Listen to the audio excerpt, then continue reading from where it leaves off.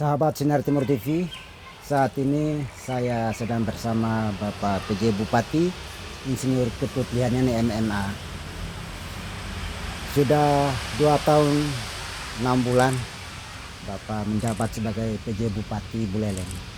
Pasti banyak hal yang telah beliau lakukan. Begitu dilantik tanggal 17 Agustus 2022, saya orang pertama yang mengkritisi beliau atas beberapa program yang disampaikan saat itu. Menjelang berakhirnya masa jabatan beliau sebagai PJ Bupati Buleleng, saya mempunyai tanggung jawab moral untuk menginformasikan kembali kepada masyarakat Buleleng tentang karya-karya beliau selama menjabat sebagai PJ Bupati Buleleng. Om Swastiastu. Om Swastiastu. Pak PJ Bupati, sudah 2 tahun 6 bulan Bapak menjabat sebagai PJ Bupati di Buleleng. Apa kesan Bapak selama menjabat sebagai PJ Bupati Buleleng? Baik, terima kasih. Saya dilantik tanggal 27, Pak. 27 Agustus tahun 2022. Pada saat saya dilantik, kita sadar betul bahwa seorang pejabat kepala daerah atau pejabat bupati tidak hanya mengisi kekosongan pemerintahan, tetapi harus juga memberikan satu arti bagi sebuah kemajuan, sebuah pembangunan di Kabupaten Buleleng. Oleh karena itu, pada saat awal saya dilantik di Jaya Sabeng, yang pertama kami akan lakukan adalah bagaimana mewujudkan sebuah tata kelola pemerintahan yang efektif, efisien, akuntabel, dan melayani. Karena tata kelola pemerintahan yang baik itu akan membawa arah pembangunan itu secara terarah dan terukur. Itu yang kami lakukan selama 2,5 tahun ini. Nah, program-program itu tentunya bersama DPRD kita menyampaikan bahwasanya apa sih yang menjadi harapan masyarakat Buleleng dan seperti apa tata kelola pemerintahan ini harus kita wujudkan di Buleleng, sehingga benar-benar pemerintah Kabupaten Buleleng yang notabene adalah tugas pemerintah itu adalah mengadministrasi pembangunan dalam konteks memberikan pelayanan kepada masyarakat secara utuh dan secara prima. Oleh karena itu, mindset kita harus kita rubah. Karena saya adalah seorang birokrasi di mana vision dari birokrasi itu adalah bagaimana birokrasi itu memberikan dampak. Bagaimana birokrasi itu memberikan pelayanan.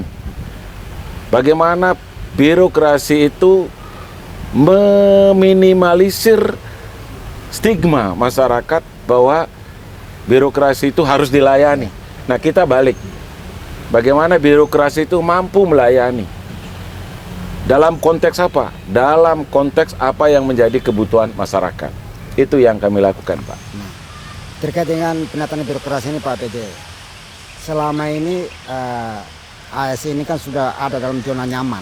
Nah, ketika Pak PJ melakukan perombakan atau menata birokrasi itu, ada nggak reaksi baik dari internal birokrasi di Buleleng, baik itu langsung maupun tidak langsung? Setiap perubahan pasti ada hambatan, ada kendala, pasti. Gitu.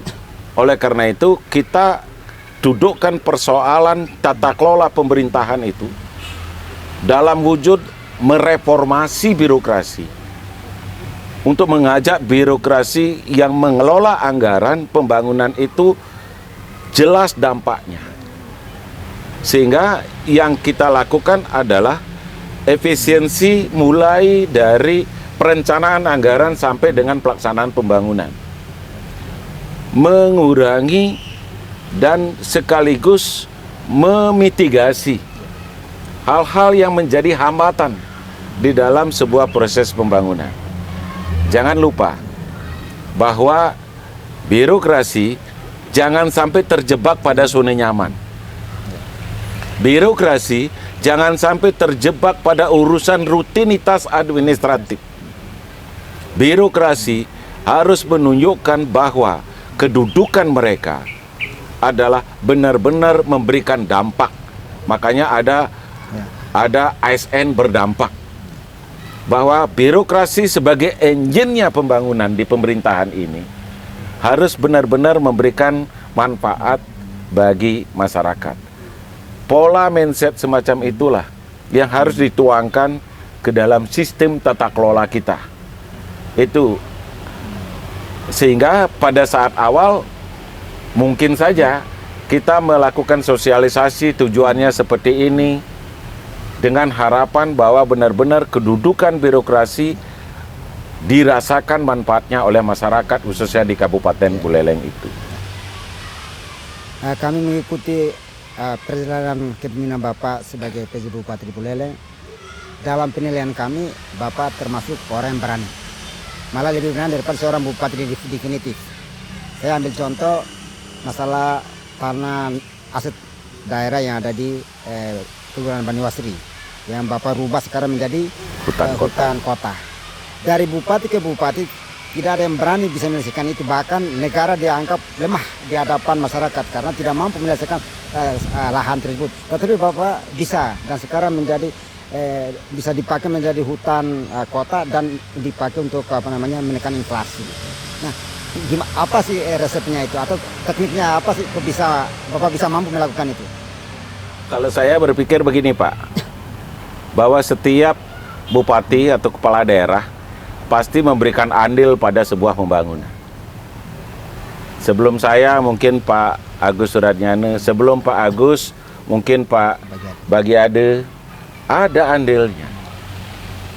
Dan setiap kepemimpinan itu arahnya adalah bagaimana membangun Buleleng itu. Kembalikan ke sana. Namanya pembangunan, definisi pembangunan itu adalah sebuah perubahan ke arah yang positif. Itu makanya pasti dia memiliki andil di dalam kedudukan keberadaan Buleleng sampai dengan saat ini. Nah, berkaitan dengan lahan-lahan yang dimiliki oleh pemerintah Kabupaten Buleleng, kami melihat harus ada sentuhan, kemauan, komitmen bagaimana lahan-lahan yang tidak termanfaatkan atau belum termanfaatkan, kita manfaatkan untuk hal-hal yang produktif. Nah, kita melihat, saya ingat sekali jam 1:30 siang, saya melihat ada tanah di Banyuasri 1,8 hektar kalau tidak salah. Itu semak belukar, itu adalah aset Pemkab.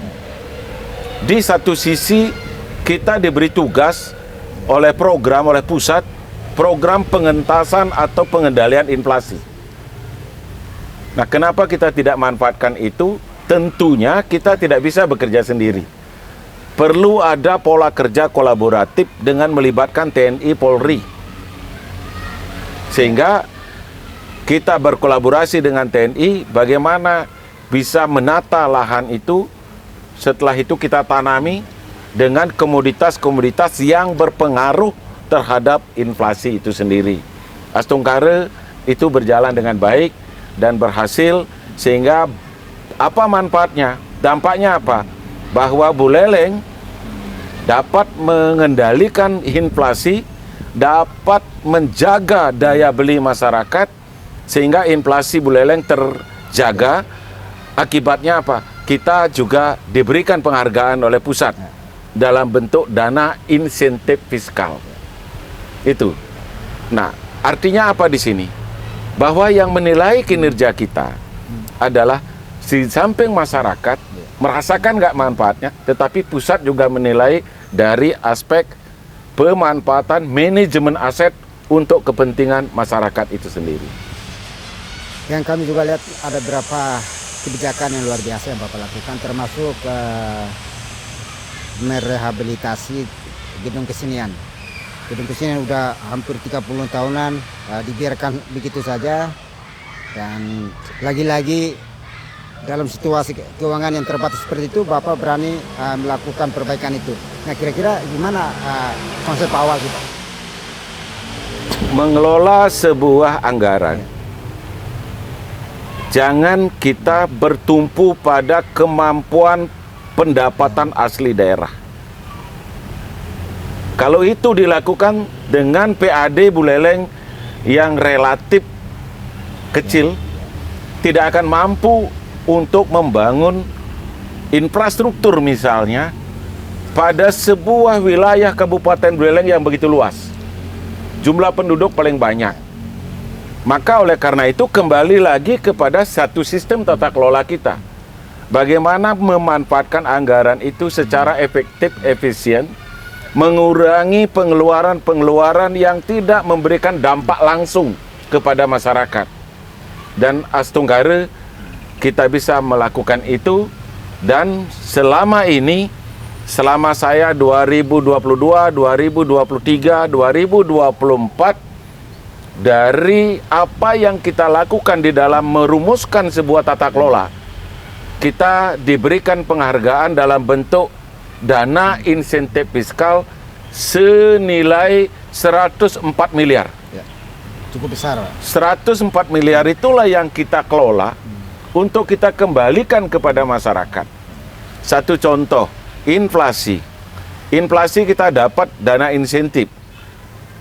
Untuk apa dana insentif yang kita dapatkan itu? Satu adalah untuk memfasilitasi UMKM, membeli tenda, sehingga kita selama ini UMKM menjadi gratis.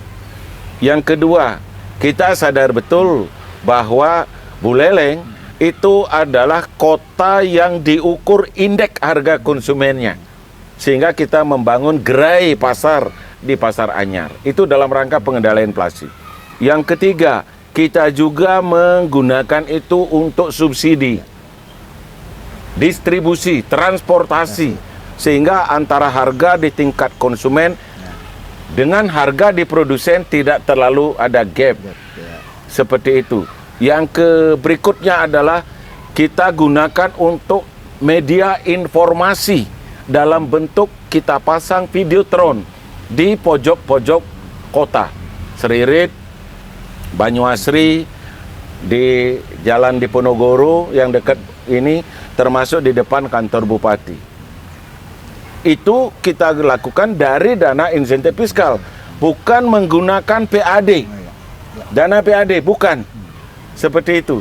Nah, kalau kita menggunakan dana murni dari PAD, tidak bakalan itu bisa gini, Kak. Oleh karena itu, penting kita ingin meyakinkan pusat bahwa program nasional sudah berjalan secara efektif di Kabupaten Buleleng. Sehingga apa yang terjadi selama kurun waktu saya di sini, pertama kita dapat dana insentif fiskal dari inflasi, penanganan kemiskinan ekstrim, setelah itu stunting, setelah itu penggunaan produk dalam negeri, setelah itu penyerapan anggaran. Itu. Karena semua itu adalah terarah. Itu bagian dari tata kelola, Pak. Itu. Nah, ada suatu isu menarik tentang kemiskinan ekstrim. Nah, masyarakat boleh dikatakan belum bisa membedakan antara kemiskinan dan kemiskinan ekstrim. Sehingga ketika Pak PJ menyampaikan bahwa kemiskinan ekstrim di Buleleng menurun, bahkan sampai 0, ada kritikan, ada sindiran dari masyarakat, Pak. Ternyata banyak bahwa masyarakat masih banyak yang miskin itu. Ada warga Buleleng yang bunuh diri di Badung, kakak beradik yang loncat di jembatan itu. Nah, bagaimana Bapak menjelaskan antara kemiskinan ekstrim dengan kemiskinan, supaya tidak ada salah paham di masyarakat? Iya. Untuk masyarakat Buleleng yang saya cintai, saya ingin menjelaskan